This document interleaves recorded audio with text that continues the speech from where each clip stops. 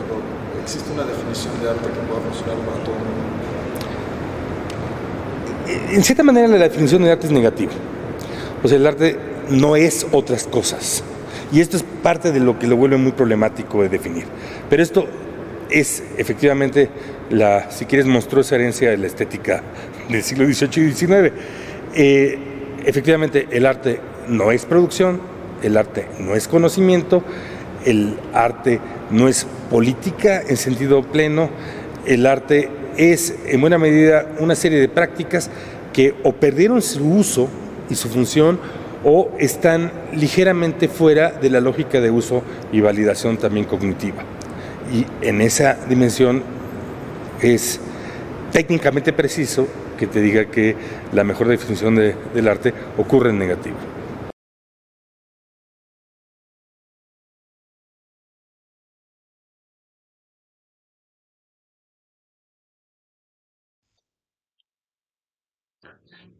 Bienvenidas, bienvenides nuevamente a su canal de violencia estética.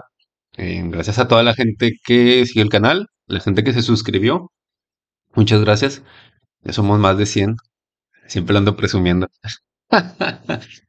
No, muchas gracias. Sigan compartiendo, dándole like, comentando, por favor. Muchas gracias. Me da mucho gusto, que luego no sé ni quién ve esto, pero me daba gusto saber que alguien lo ve. No, gracias. Nada, pues, bueno, resumiendo mucho, porque digo, últimamente no he estado subiendo videos tan seguidos, he andado ocupado, pero todo bien. Afortunadamente todo bien por este lado.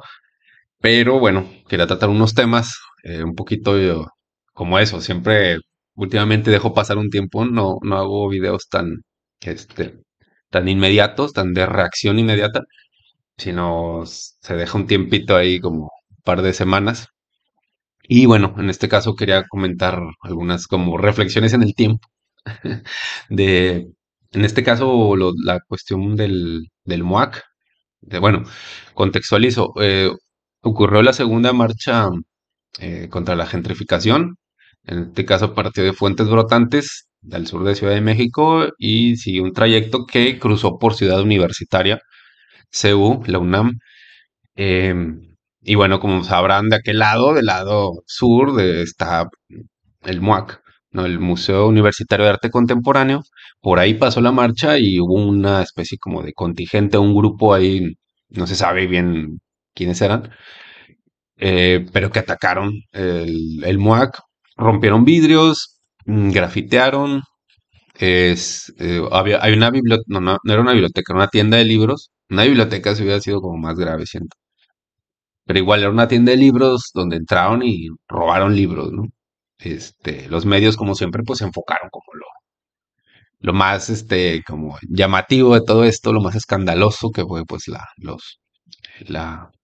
ataque, ¿no? Al museo, ¿no? Y claro, pues, con el contexto político que hay ahora en México, hay muchas voces como las voces que anteriormente tenían el poder o puestos de privilegio o puestos de poder en las instituciones.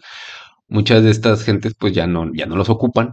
Entonces toda esta gente pues está súper enojada, ¿no? Porque perdieron sus lugares de privilegio que habían mantenido durante mucho tiempo e incluso hasta se heredaban de padres a hijos, así como, como en el virreinato. Se creó esa dinámica, ¿no? De patricios, ¿no? Ahora con el cambio de gobierno, pues muchas de esas cosas cambiaron a muchos niveles, incluso en la cultura incluso, y pues hubo gente que pues ya no perdió sus privilegios, ¿no? Perdió sus títulos de nobleza, este, y pues están enojados, ¿no? Entonces, cuando ocurren este tipo de cosas, que hay una marcha y todo, pues así, ¿no? Se van a atacar a a todos, ¿no? A todo el mundo porque pues, están ardidos, ¿no? Esta marcha fue y rompió vidrios, ¿no? ¿Qué pasa? Salen voces a protestar, más que nada a rasgarse las vestiduras, ¿no? De cómo es posible que esta horda bárbara de inadaptados, de incivilizados, de gente de baja, de, de poca monta, eh, agredieran el recinto sagrado que es el cubo blanco sacrosanto del Museo de Arte Contemporáneo, ¿no? Y todavía la tienda de libros que saquearon, ¿no? Y vi ahí comentarios que decían, se roban libros que no van a leer. Pues no, igual los van a vender, ¿no? Y luego dijeron que los quemaron, ¿no? Que quemaron los libros. O sea, no hubo ninguna imagen, ninguna prueba de que alguien que, o sea, de que robaron libros, sí, eso sí, pero de que los quemaran, a ver. Pero esto, ¿no? Lo que se trataba era dar esta imagen de turba, iracunda, vandálica, que ataca los símbolos de la alta cultura, ¿no? Y los destruye, ¿no? O sea, como el gobierno que está destruyendo al país. O sea, esas analogías no faltan y no faltan y no van a faltar. Esta gente está enojada porque perdió sus lugares y bueno, esta fue una oportunidad magnífica para expresar su descontento, ¿no? Eso fue lo que pasó en Ciudad de México, pero me quedé un poquito más atrás, ¿sí? Para ver como un poquito más cómo viene esa tendencia desarrollándose. Me encontré un texto que lo voy a poner aquí, la imagen, aquí. Este, Se llama La protesta pintada de, pues no sé si sea un crítico, es que ya no se sabe, ¿no? O sea, estas figuras ya son muy como, tienen delgadas líneas, ¿no? Entre curador, no sé si es galerista, promotor, es una figura del mundo del arte, neoyorquino, Dan Kissick, puso publicó este texto, ¿no? La protesta pintada, que en enero, hay que puntualizar que esto sucedió en enero de este año. Dan Kissick publicó este texto, ¿no? La protesta pintada. Eh, este texto obviamente es una referencia a este libro que se llama La palabra pintada, el arte contemporáneo, el arte contemporáneo alcanza su punto de fuga, de Tom Wolfe. Tom Wolfe. Eh, Dan Kissick, bueno, este libro es de, no sé qué año es, a ver. Mm, Este es del 75. Sí, bueno, es del 75, ¿no? Tom Wolfe en el 75 publica La palabra pintada, que básicamente es un comentario crítico a cómo se creó la vanguardia esta el expresionismo abstracto, cómo los Rockefeller y demás gente de dinero acordaron en su sala crear un nuevo movimiento, ¿no? Que fue como expresivo, fue característico de los años de la posguerra, ¿no? El arte de la Guerra Fría, ¿no? Que bueno, tiene una historia ahí como de psyops, intervenciones en países de Latinoamérica, a la vez que se promocionaba el arte este, abstracto geométrico y corrientes que no tuve, que sacaran de su línea las cuestiones políticas, sobre todo en México, con el muralismo que estaba muy influenciado por los ideas socialistas.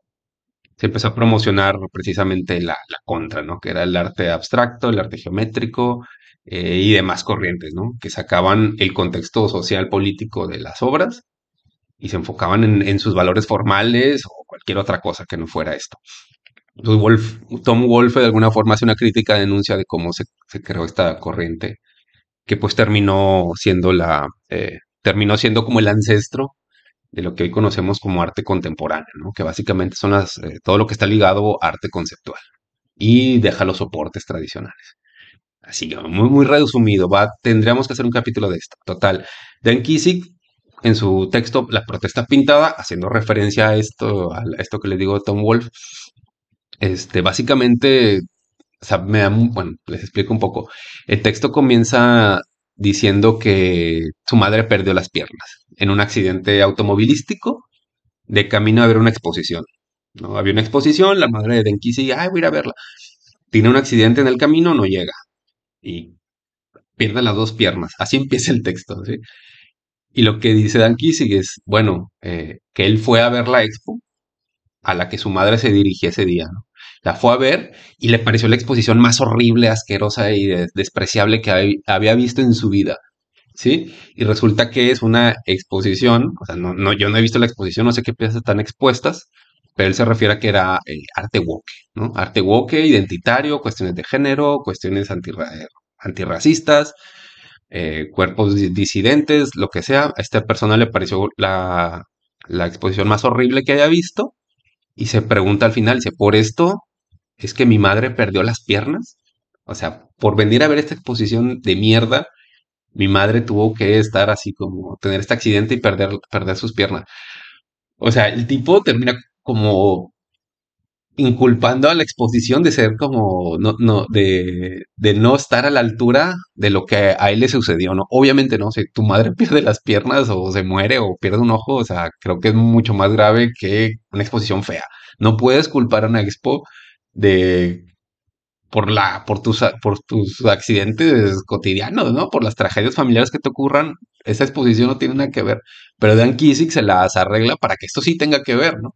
Más que nada es un alegato, el texto este de la protesta pintada es un alegato anti-woke, porque así parece, es Dan Kissick parece ser que en este punto se alinea con las ideologías de la ultraderecha norteamericana, siendo, bueno, o sea, no es raro, ¿no? Es gringo y es parte de toda la movida elitista del arte, entonces no extraña tanto, ¿no? Y bueno, en este manifiesto, en este texto, así como vomita y se queja a cerrar las vestiduras de que ya basta de arte woke en los museos, ¿no? O sea, hemos perdido libertad, nos están reprimiendo y siempre es lo mismo y no sé qué. O sea, hay unas cosas que son válidas en estos reclamos, que es verdad que se ha vuelto un lugar ultra común en los discursos, eso es verdad, pero también siento que esa crítica no puede venir de los sujetos a los sujetos que históricamente han detentado el poder y han creado todo este sistema de opresiones y todos sus privilegios están, digamos, cimentados sobre los cuerpos y las vidas de otras personas menos hegemónicas, subalternas. O sea, que la crítica venga de un sujeto de este tipo, o sea, históricamente privilegiado, socialmente y de todos los tipos, que la crítica venga de él, eso es lo que no se puede aceptar. La crítica tiene que venir de los mismos, de los mismos sujetos, ¿no? Que están haciendo esto, ¿no? Decir, bueno, ya entramos al museo, ¿cómo nos quedamos aquí? ¿Cómo nos lo apropiamos, ¿no? Y ahí es el punto donde esta gente que históricamente ha tenido estos espacios de visibilidad exclusivos para sus fiestas, para sus parties, para sus negocios, han sido ellos, ¿no? Y al momento que se les llena de otra gente, dicen, ok, lo toleramos pues porque somos artistas y el arte es como una herramienta de transformación social, pero que no me ganen el mandado, ¿no?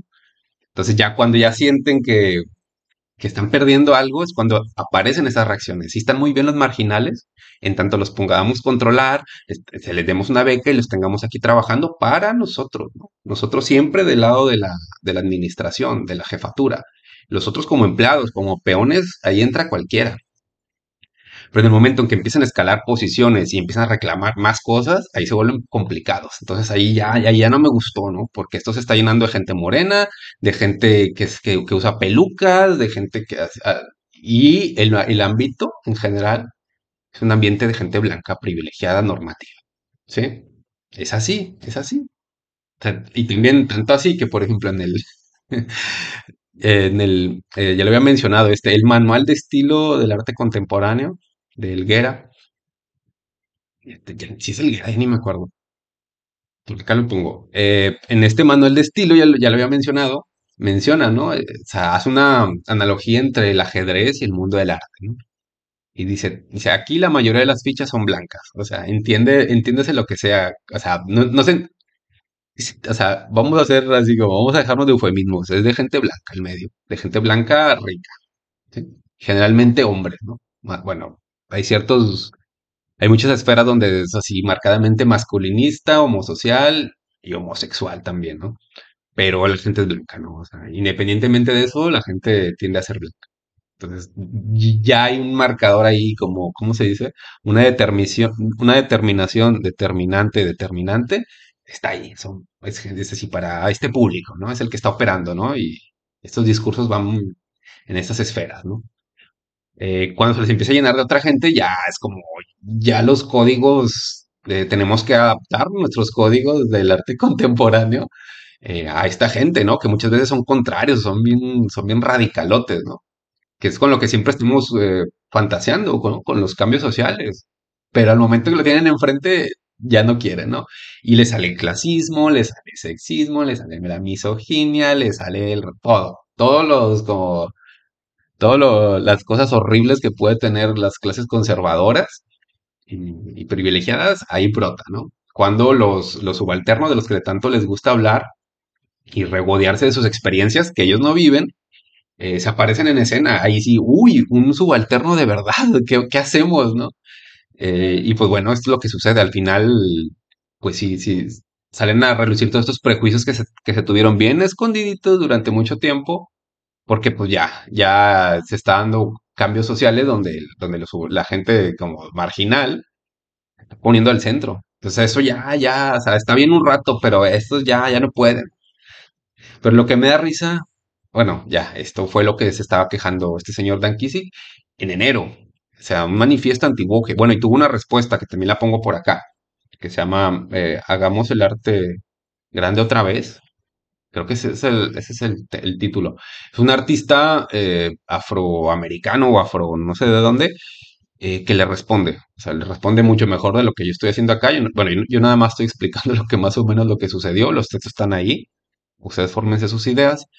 Pero bueno, hubo quien le respondió como, en su momento, ¿no? Te digo, este texto de este señor Kissick fue escrito en enero y es así como, imagínense a Trump escribiendo una crítica de a Trump, a Milley y a Elon Musk juntos y a Bukele, o sea, lo peor del planeta, y al de Israel, o sea, imagínate esos tipos hablando de arte contemporáneo, woke, ¿no? Como ellos les llaman.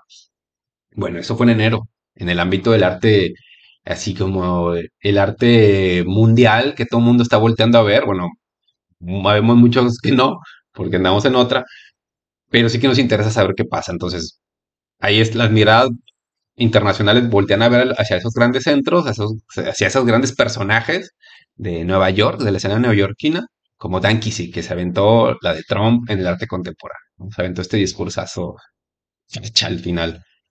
Pero lo que me llama la atención, estaba hablando del MUAC antes de todo esto. En el MUAC hubo un personaje conocido, muy conocido, que es como, digamos, la antítesis de Abelina Lesper. Bueno, o sea, en términos de arte son antitéticos, son lo contrario, porque Abelina defiende mucho los soportes tradicionales, las técnicas, las escuelas, sí, clásicas, tradicionales de lo que es el arte. Y el otro personaje del que vamos a hablar, que se llama Cuauhtémoc Medina, que fue muchos años curador del MUAC y tuvo también, creo que también fue curador de la Tate en Francia. Entonces, por él, todos los artistas en la Tate, que es un museo francés de arte contemporáneo, él estaba como curador de la sección como latinoamericana, ¿no? Entonces, cualquier artista latinoamericano que expusiera en la Tate pasaba por él. Entonces, previa selección, previo like de este personaje. Entonces, en Latinoamérica, Cuauhtémoc Medina se volvió un personaje importante por el cargo por los cargos que llegó a ocupar. Ahora no sé qué está haciendo, pero tuvo tanto puesto en el MUAC como curador y en la Tate. Entonces, esto lo posicionó como un personaje así como de las altas esferas, ¿no? Del arte, ¿no? O sea, estos puestos. Total, él así como era digamos, el sugar daddy, no sé. Tenías que pasar por él, ¿no? Para acceder a ciertos escenarios, sí, ciertos espacios importantes.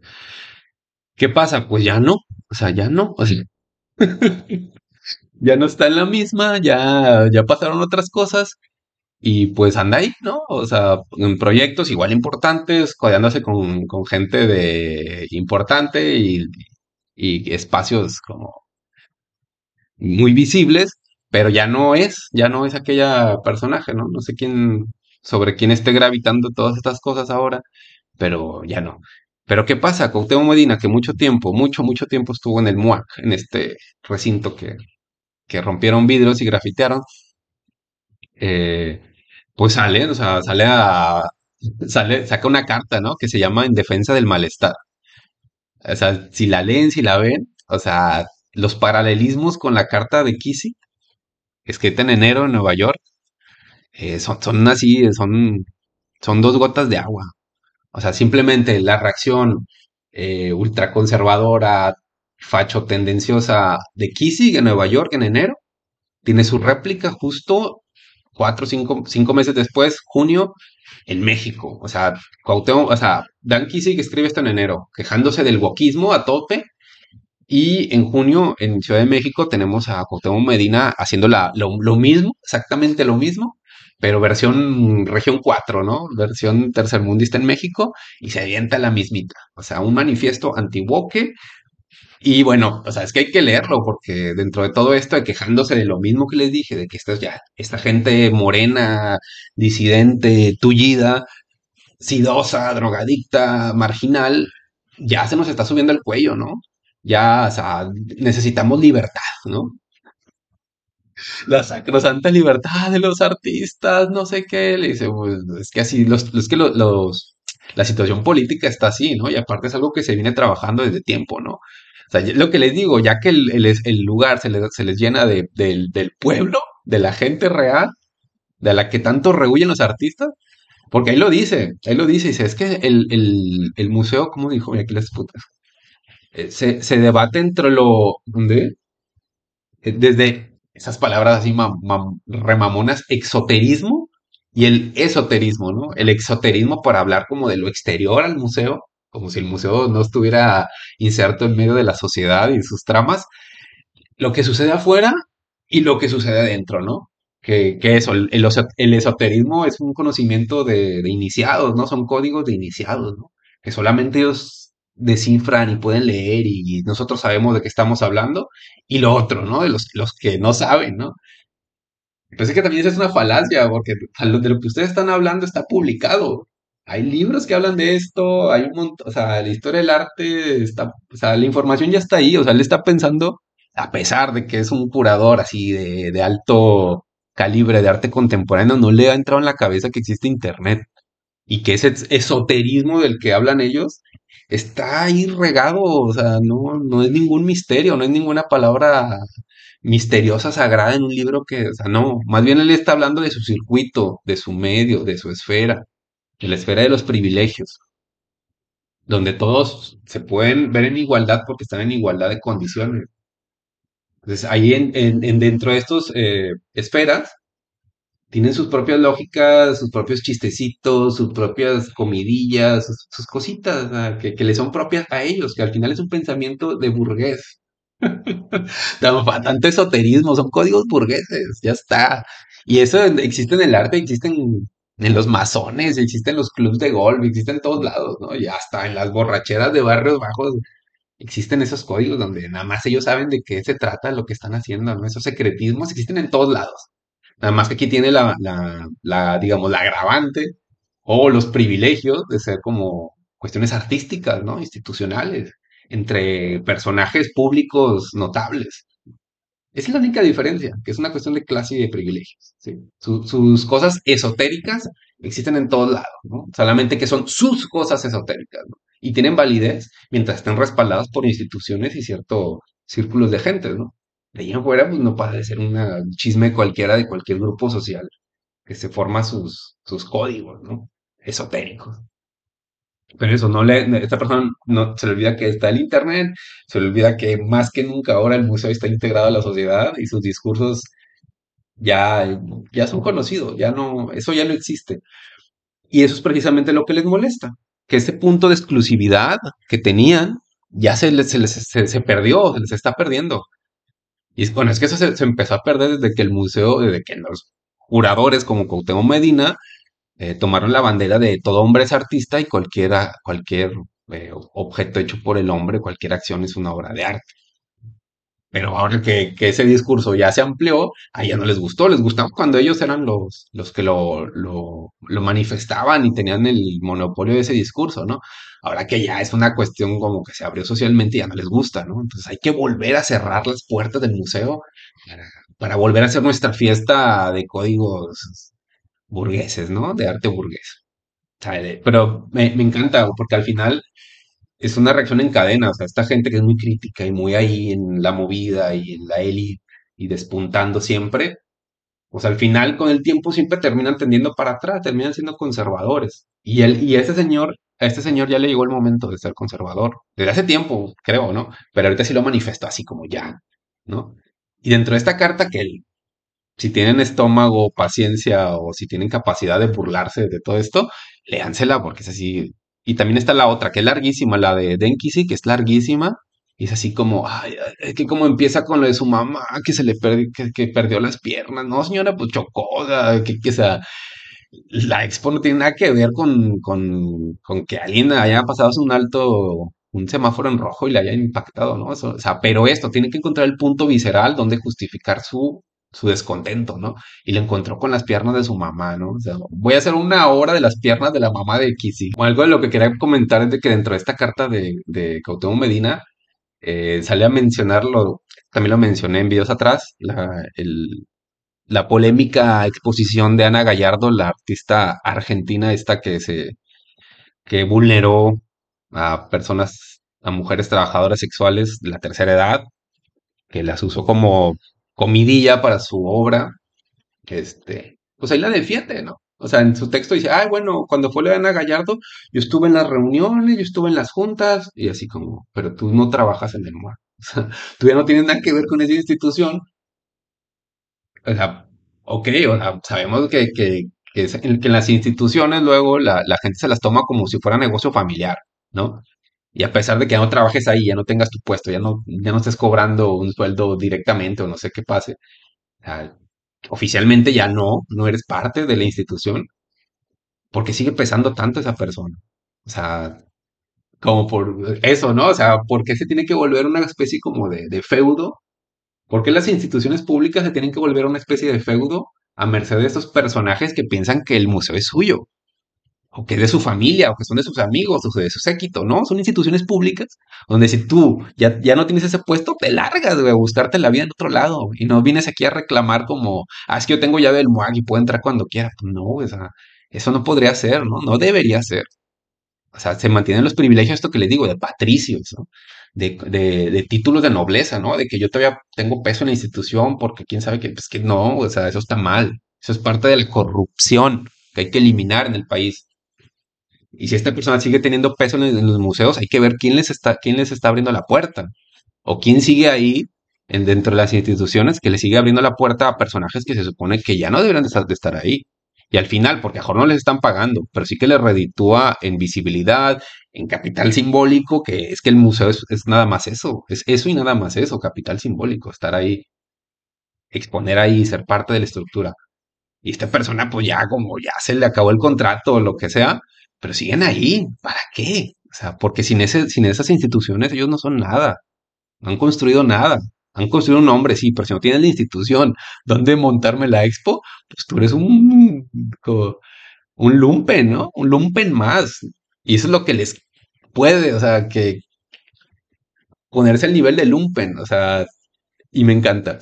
Y bueno, total, terminó hablando de que, ay, Ana Gallardo, o sea, y citando un montón de otros autores que escribieron a esta revista Cubo Blanco, que lo vuelvo a decir, tiene textos muy buenos, pero luego le da mucha voz a este tipo de cosas fachas. O sea, perdón, Cubo Blanco, pero si tengan un poquito ahí más de onda, no sé, más de sensibilidad con lo que pasa en el mundo y menos con esos personajes. Pero es que al final yo sé que el mundo del arte es así. Por eso pongo el ejemplo siempre del manual manual de estilo del arte contemporáneo, porque toda esta gente se lo leyó, o no, si no se lo leyó, ya tiene todos esos códigos asumidísimos.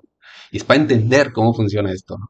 Y así funciona, entonces ya salieron a quejarse de que ya no quieren gente quejándose en el museo, que quieren volver a la época del abstraccionismo geométrico y las obras de arte ahí como que no se ven afectadas por su contexto, ¿no? Pues que esa es la crisis del arte contemporáneo. O sea, ya creo que ya pasamos de pensar en arte contemporáneo a las cuestiones del anacronismo, ¿no? O sea, y en estas cuestiones anacrónicas, los contemporáneos, que siempre con su propio nombre era como lo contemporáneo, lo de hoy, siempre estaban como haciendo ¿cómo se puede decir? Como que está así, como un loop, no sé. Siempre estaban haciendo este mecanismo donde siempre ellos, como por ser los contemporáneos, siempre eran los que estaban adelante, eran punta de lanza, lo que despunta, lo nuevo, lo más novedoso, lo que va saliendo, no sé qué. Pero llega un punto donde eso ya es un estilo como tal, ya es una cosa muy encuadrada, muy definida, y simplemente se queda ahí. Bueno, esto es el estilo contemporáneo que solía hacer esto, ¿no? Ahora ya estamos en otra. O sea, eso ya, lo contemporáneo está bien ubicado, ya no es el parámetro para medir los avances, ni las vanguardias, ni la actualidad del arte, no. Lo contemporáneo ya pasó. Y es esa crisis donde esa gente ya no se halla, o sea, porque es que ya al ser la punta de lanza, pero llegar al momento donde las identidades emergen identidades y te dicen, ah, mira, tu mismo discurso de vanguardia, yo también lo puedo aplicar a cualquier cosa, ¿no? A mi pobreza, a la moda, al graffiti, a la comida, a cualquier cosa. O sea, entonces lo contemporáneo se nivela con muchísimas más otras cosas y te das cuenta que todo que es anacrónico, que no hay una punta que lleve la guía de todo lo demás, sino que está corriendo para todos lados. Cuando esta multiplicidad de propuestas emerge y se pone, y esto es que esta gente lo descubrió, porque ellos estaban viendo hacia adelante, de momento que hacen esto y ven que están emparejados con muchísima gente, incluso gente que tal vez les lleva la ventaja en muchas cosas. Como no lo veían, ahora, uy, este, resulta que que los tienes aquí al mismo nivel. Pues, y ahí ya no les gustó, porque dice, bueno, ¿dónde quedó mi lugar de vanguardia? ¿Dónde quedó mi lugar de avanzada, de guía, de farol, de luz que guía a todos los demás? Pues no, es que eso jamás sucedió, ¿no? Que nunca te diste cuenta. Es que como estabas así, con tu esoterismo fuera del mundo, pensaron que ustedes eran los que estaban creando la mega maravilla. Y resulta que no, que muchas cosas, a veces esa cosa estaba ya caduca para otras propuestas que emergían, o que ya tenían tiempo, ¿no? Que tú no habías descubierto, como Cristóbal Colón. Y ese anacronismo, esa sincronicidad, no sé, esa cosa de ponernos al mismo nivel, eso es lo que les raya, porque descubren que su lugar de privilegio, su lugar de alcurnia, que profesaban, pues se disolvió, ¿no? O lo tuvieron que aceptar que era más común de lo que ellos pensaban, ¿no? Entonces eso los hace sentir cualquiera, y eso es como para alguien prestigioso es lo peor. Esto es lo que le ha estado pasando a todas estas gente del mundo del arte, Kissy, Medina y no sé quién más. O sea, están así ardidísimos. Pero también tienen que entender que ellos lo que están apelando es algo que ya no existe, ¿no? El Museo de Arte Contemporáneo como lo fue en los 90, en los 80, ya no. Ya dejó de ser eso, o sea, y aparte, porque bueno, tenemos 60 años, bueno, en muchos casos 60 años de arte contemporáneo, de derivados de las artes conceptuales, que jamás gustaron, fueron un fracaso total, o sea, se conservaron bastante bien en su microesfera de los privilegios, ¿no? Pero ahí se conserva cualquier cosa. En las esferas de privilegios se puede conservar cualquier cosa porque son privilegios. Está privilegiada, ahí se puede hacer lo que sea, porque es ámbito cerrado, esotérico. Pero para que un arte sea potente y tenga relevancia y pase a la historia y sea recordado y valorado, tiene que pasar por la gente, por el público. Por eso las grandes obras de arte son obras de arte como que casi todo el mundo reconoce, al menos en México. Son súper populares las pinturas de Frida Kahlo, de Diego Rivera, de los muralistas, porque son obras que la gente hizo suyas, la gente reconoce. ¿Cómo vamos a reconocer, por ejemplo, Cuauhtémoc Medina, que le hizo las barbas muchísimo a artistas conceptuales de los 90 en México? Gabriel Orozco, por ejemplo. Eh, no sé quién va a sentir identificado con, no sé, con las instalaciones que hacía Gabriel Orozco, ¿no? De que ponía así como pelotitas, así como en la playa, ¿no? O sea, no sé, o sea, son esas imágenes, esas cosas que está bien para tu medio, pero que la gente es bien difícil que abrace, que es bien difícil que la gente genere empatía con el, con el pedazo ahí de arcilla que apretó Gabriel Orozco, ¿no? O sea, o con el hielo derretido de Francis Alice, ¿no? O sea, son esas cosas que la década perdida, ¿no? Más de una década perdida de arte, porque si vas a ver los museos, las obras que compraron, si compraron obras como esta, está lleno de basura. O sea, tengo cosas más interesantes en mi bodega aquí. Pero es eso, o sea, ya esas cosas ya nunca funcionaron, la gente nunca las abrazó, y no es que fueran tontos, ni ignorantes, o exotéricos, ¿no? Sino que esas cosas no gustan, no cumplen la función que deberían en sociedad. Entonces, y esto también ya se ha hablado, ¿no? La pérdida de la función de la obra de arte, ¿no? También son temas viejísimos. Pero esto nada más vino a confirmar que es funcional. O sea, inyéctale todo el dinero que quieras. Eso no va a funcionar porque la gente no va así. O sea, el sentido estético de la gente cambia lentamente y no le puedes quitar el muralismo y luego darle arte objeto, así como objetos encontrados, ¿no? Contextualizados, porque no funciona. Y prueba de esto es que el arte contemporáneo relacionado con lo conceptual nunca funcionó, nunca funcionó. Y, pero bueno, esto para decir que los, pues ya, voy parando, que los discursos del arte siempre están ligados con un discurso político, ¿sí? Y ahorita Cuauhtémoc Medina lo dejó clarísimo, ¿no? Junto con Kissick, ¿no? Es la reacción, es la reacción conservadora al final. O sea, tanto que fueron de vanguardia en su momento y terminaron defendiendo pues sus intereses, ¿no? El lugar cómodo de la institución, ¿no? O sea, el feudo, ¿no? Seguir aquí teniendo voz y voto a pesar de que yo no, en ningún papel oficial aparece que tú tengas un puesto aquí, un cargo, nada. O sea, qué pedo, se me hace bien miserable, se me hace muy así como de cringe, cringe, cringe, así como, güey, ya. O sea, ve y resuelve tu vida, ¿no? O sea, como estar ahí como acosando a la ex, ¿no? Siempre.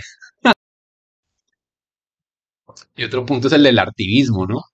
El artivismo porque el MOAG y mucha gente que está ahí metida, me consta, les encanta ese tema del artivismo, ¿no? Es así como el argumento perfecto para bajar recursos, ¿no? O sea, para una beca, el artivismo, así como acompañar luchas, ¿no? El antipunitivismo, que primero punitizaban, lo vieron que fue un desmadre, entonces, ay, bueno, ahora no.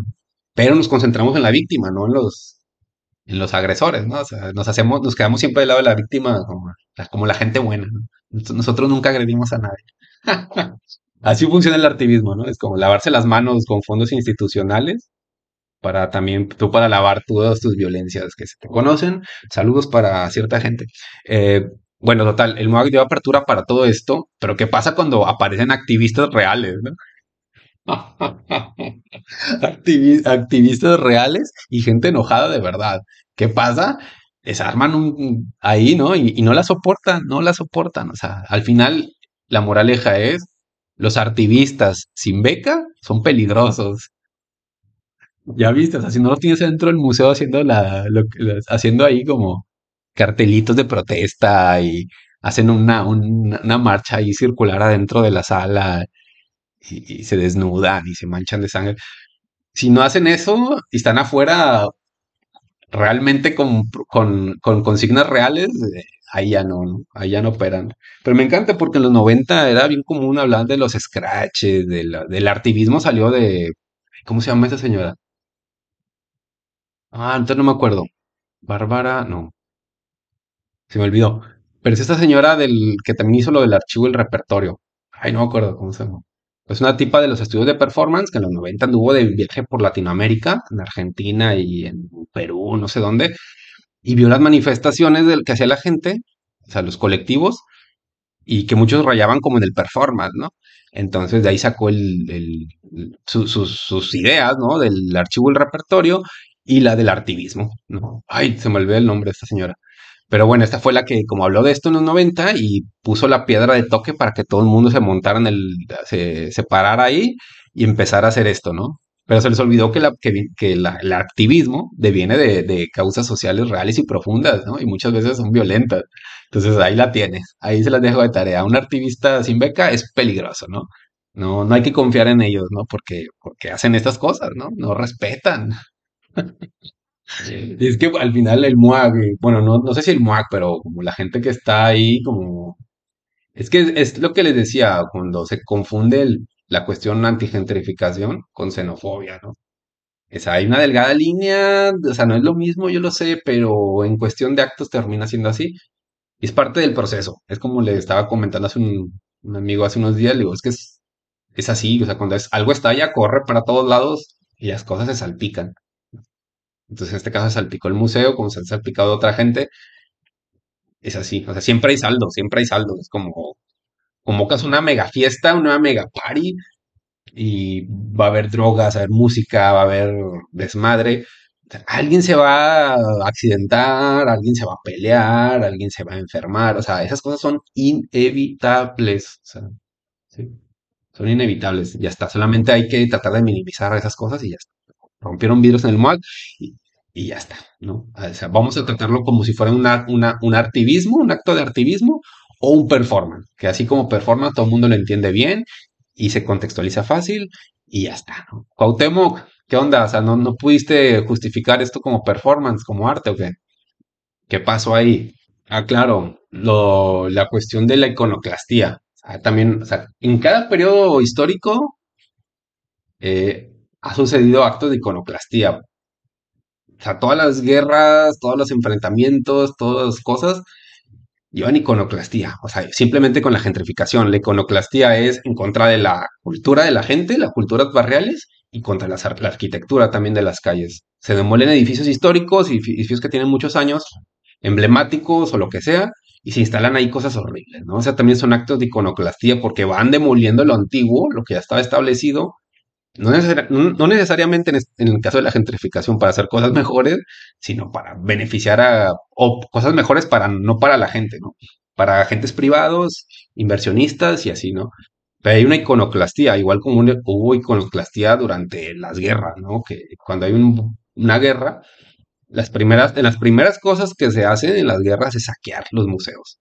Esa es como una cosa, un patrón que se repite siempre. Saquear los museos, los lugares sagrados, ir a robarte las estatuillas, los cuadros, las obras de arte, las piezas de oro, de plata, todo eso se lo roban antes. Los libros antiguos, hay mucha gente que ya lo sabe, o sea, mercenarios de la cultura, y así opera, ¿no? Entonces después ves piezas históricas de ciertos países circulando en el mercado negro, ¿no? De piezas artísticas. Que es así, la iconoclastia, o sea, o te la roban o la destruyen, ¿no?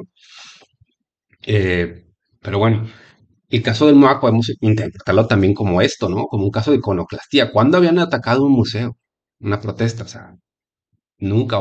Bueno, sí, últimamente sí, pero eso, ¿por qué? ¿Por qué? El por qué, el mismo Cuauhtémoc Medina da la explicación, ¿no? Porque el museo está en este punto de visibilidad, ¿no? O sea, tiene este peso simbólico, social, cultural, de que es el lugar donde se manifiesta la cultura, ¿no? Donde tiene el visibilidad. Siempre que sea algo pertinente, porque cuando ponen cosas como la de Ana Gallardo, lo único que genera es discordias, ¿no? Y las genera porque está ahí, en ese lugar como de visibilidad, ¿no? Que deberán ocupar tal vez ciertos discursos o lo que sea. Hay una disputa por qué se pone ahí. Pues cuando pones algo que es, en este caso, putofóbico, y que vulnera a a personas ya vulneradas, pues se crea un caos, ¿no?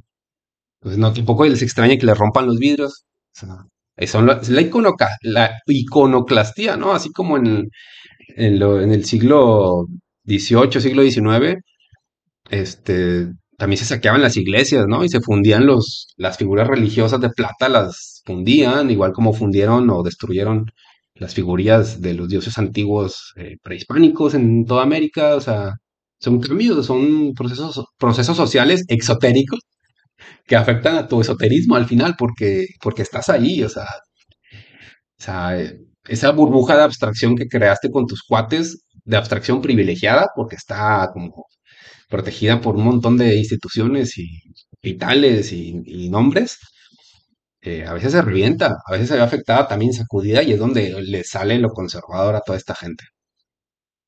Nada, pues de eso, para reírnos un poco, para comentar de cómo van las tendencias de ultraderecha en la cultura y señalar a sus avatares, ¿sí? Estar atentos de cómo se mueve el agua y aquí seguimos, transmitiendo en vivo. Es cierto, no, esto está grabado. Ya les pongo ahí las cosas, las imágenes. Y bueno, pues ya está. Era simplemente recapitular esto. Vamos a seguir pendiente de cómo se desarrollan las cosas y estamos cuidándonos, ¿sí? Atentes. Eh, nada, un besito, cuídense, un beso, les amo, les abrazo. Chao.